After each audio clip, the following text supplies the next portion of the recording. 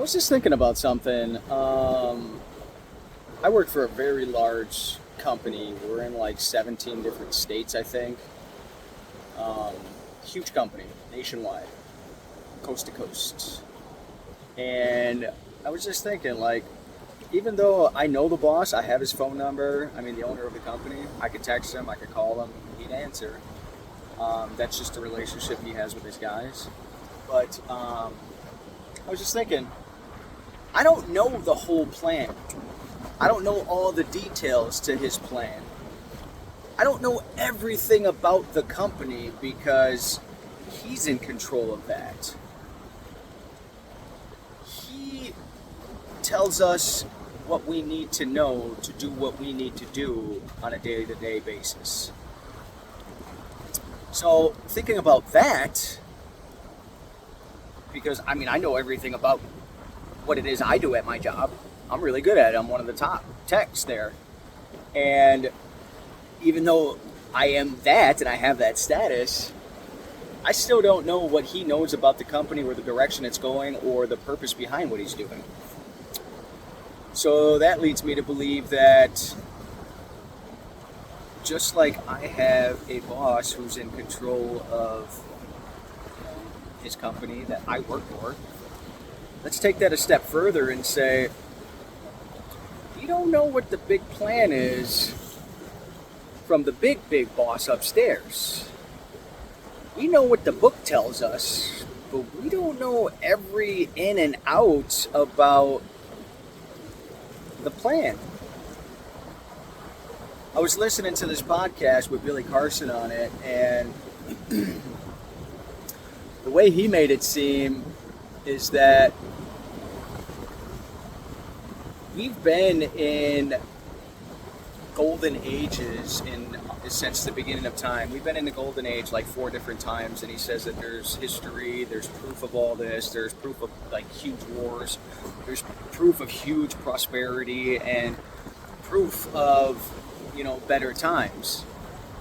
So his hypothesis was that we are all here to come to a universal goodness where we all need to come together for the greater good of it all, because that's the only thing that really makes sense. Like he compared it to a video game. He was like, yeah, this thing's been reset like 4 times that we know of. Like they made it to a certain point in history, and then something happened, and then we started fresh again. He was saying things like, all the technology we have now is just being rediscovered. And we're at a point right now where since 2015, we haven't really, as far as like space and all that stuff goes, you have your ideas on space, I have mine, whatever. None of that matters. So I was just really thinking about like why I care so much about whether the Earth is round, flat, or either. And the whole point of me, posting stars and the moon and the sun and all that stuff, it's just to show you that I don't believe that we're flying through space uncontrollably at unremarkable numbers, like just a happy accident. I don't believe that. I believe that we were here for a reason. I believe that we are special, and each individual was on purpose. He also said this, and it really stuck with me. As far as like, we're all from the same source. So he said it like this. He was like, think of a radio antenna. So if you're in your car and you're driving down the road, you can tune into 99.1, 99.2, 99.3, and you'll get a different station each time because you are on a different frequency, but it's all coming from the same tower. Think about that. We are all on different frequencies, but from the same source. We are all individual frequencies from the main source. And that was the first time that I had heard it like that, and it made a lot of sense to me, and I think that was the simplest way that it's ever been put in layman's terms. Like, how you can tune a radio, and there's different stations, different frequencies. I thought the conversation was very interesting. He is Billy Carson, Forbidden Knowledge. Like, this dude is known worldwide. If you don't know who he is, go check him out. He did a podcast with this other fella. It was like an hour and a half long. I just finished listening to it, and I don't know. I had to reflect a little bit on it and then think about this, because I get pretty passionate about certain things. Especially like when I'm trying to explain to some of my friends that like there's more evidence that proves a flat Earth than it does a spinning ball, because they could never. Actually, there was this guy sued the gentleman that came up with the math of how we're flying through space, rotating, doing all this, and he offered like a $5,000 prize for anybody who can prove that that's what's happening and that the math is correct, and nobody could prove it. So he won the lawsuit, and you can look into that. I'll actually, if you guys, wish I had this written down so I could give you guys a little bit more information. I've been learning this. Like, I'm out of work right now because I'm hurt, so I've had countless hours of research and books and podcasts and interviews. Like, I've been going through it, and there's just so much information out there, and it all just kind of, it gets very overwhelming to just think about all of creation, really, just everything. It's nuts. But at the end of the day, I am here, you are here, my kids are here, my family's here, same with you guys. Whether we're flying through space uncontrollably, or you believe Genesis, that we are on a flat plane, that no over us, like God said, Yahweh, I should say. It doesn't really matter, I guess. The bigger point is to all come together in light and try to extinguish the darkness. Because the guy asked him, he was like, why is there so many good people out there? And then you got rapists, murderers, and, child touchers and all that stuff. And that's when he came up with the radio thing. He's like, look, it's different frequencies, and, if we're all coming from the same source, those different frequencies are living through us. Whether they're good or bad, they call it yin or yang. There's a light side, a dark side, there's a good, there's a bad, there's an opposite to everything. And it just got me thinking, like, you know what? Yeah, it sucks that we've been lied to about a number of things. I mean, if you believe that the government's telling you the truth about every single thing, then you guys are just too far beyond where I can't reach you, because so many lies, and the fact that they're poisoning us with our food and all that. Like, RFK is in the courts right now fighting that stuff. I seen a video where a lady compared the ingredients to European McDonald's fries, and there was 3 ingredients, and one of them was optional, and that was salt. It was like potatoes, canola oil, and salt, optional. And then over in America, our fries at McDonald's had like 20 different ingredients that she couldn't even pronounce. And that was just one eye-opening thing for me. And then you really start looking at the foods. Like, they use vegetable dyes over there. Like, they use beet juice for red. We use red 40. So they're putting chemicals in our cereals and our, all those things that go into our children's bodies, and then us over the years, that stuff adds up. So we're putting yellow 5, red 40, blue 20, all these different preservatives, fake colorings, putting all that stuff in our body, and we're the only country doing it. Like, other countries, they only eat natural food, and they use natural products because they don't want to poison their people. Yet we do that over here in America, and we're supposed to be like the greatest, richest country on the planet. And once you realize what they're putting in our food and putting on our TVs and trying to push on our children, then it really starts to make you think about this whole government thing and how much you can really trust them. You know what I mean?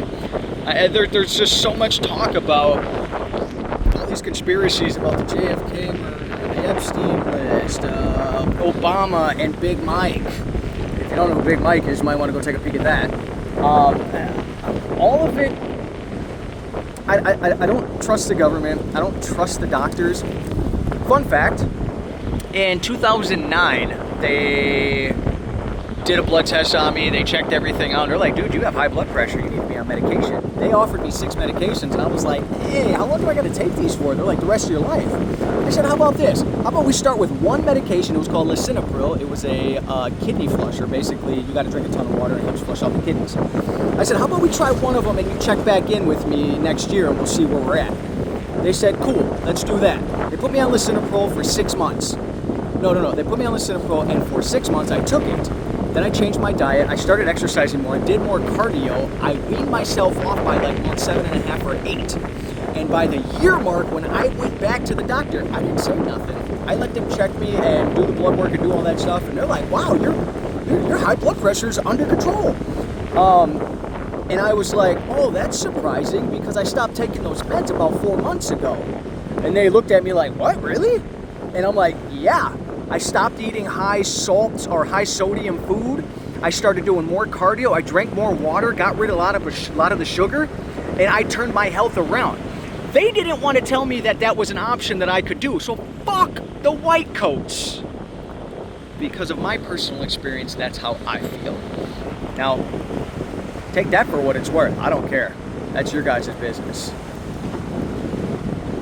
But I don't trust the white coats. I don't trust the government. I don't trust any of that stuff. But at the end of the day, I have a duty to my children and my family to make sure that they're taken care of. Because I'm here.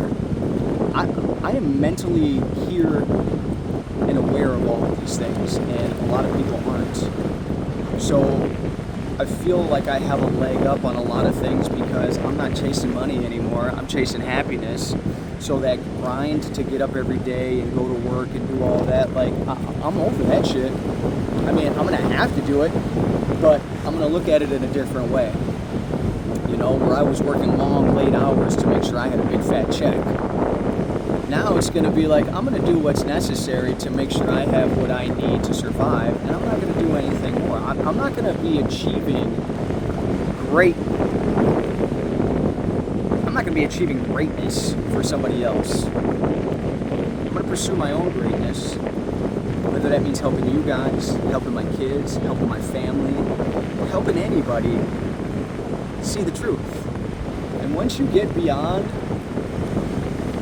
you think our only purpose is here to wake up every day, go to work, punch the clock, go home, go to sleep, wake up and repeat? Do you think that that's what you're here to do? It's not. That is something we have to do in order to do the things we want to do. Unless you just have a wealthy family and you can just do whatever the fuck you want. But me personally, I don't need a big fat ass check anymore. I know what my bills are. I know what I need to get by during the week.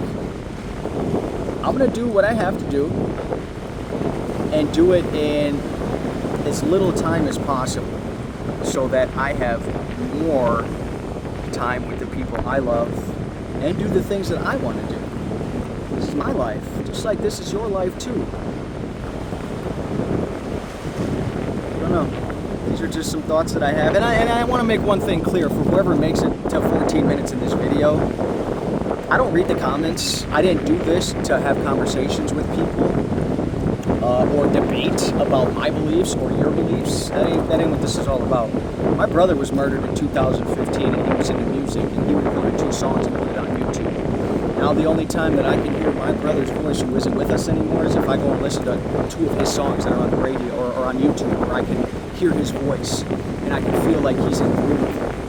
So I'm doing these videos for, God forbid, Yahuwah forbid, that someday I'm not here, my children have an understanding of who their dad was, how their dad thought, and maybe it'll give them a sense of peace knowing more about me if I never get the chance to tell them all these things. So this is almost like a documented video biography for my kids.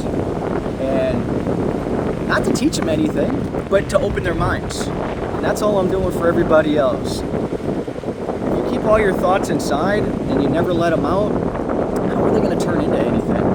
Another thing he said too was like, so he was sitting in a chair and he was like, this chair I'm sitting on, it was a thought in somebody's mind. Then they drew it on paper, gave it to an engineer developed it, created it, and made it happen. Do you just see how many steps it took in order to manifest something? But it starts with the thought, it starts with putting it out here, or paper, or wherever. If you keep them in your head, you'll never manifest anything. Hiding what you truly want inside of here without projecting it, writing it down, or talking about it, ain't gonna get it to you any faster.